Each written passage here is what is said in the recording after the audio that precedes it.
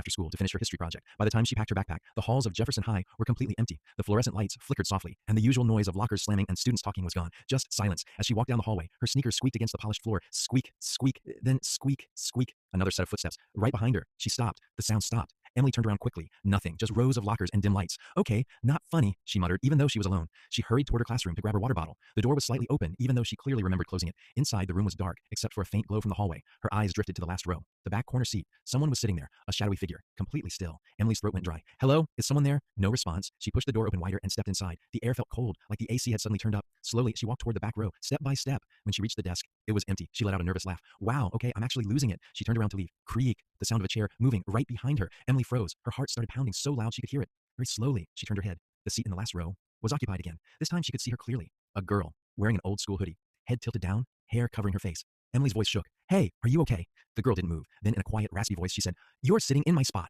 Emily stepped back. What? No, this is my class. The girl's head snapped up. Her eyes were completely black. Her smile stretched too wide, like it didn't fit her face. You took it, she whispered. The lights flickered violently. Emily ran. She burst out of the school and didn't stop until she reached her car. The next day, she told her friends what happened. They stared at her in silence. Finally, one of them said, Emily, nobody sits in that desk. Why not? She asked, her voice barely audible. They exchanged nervous looks. Because a girl died there a few years ago. Emily felt cold all over. That night, she lay in bed, staring at the ceiling, trying to convince herself it wasn't real. Then her bedroom chair creaked, slowly, softly, like someone had just sat down. She turned her head. The chair in the corner was no longer empty. A familiar voice whispered from the darkness, I found you.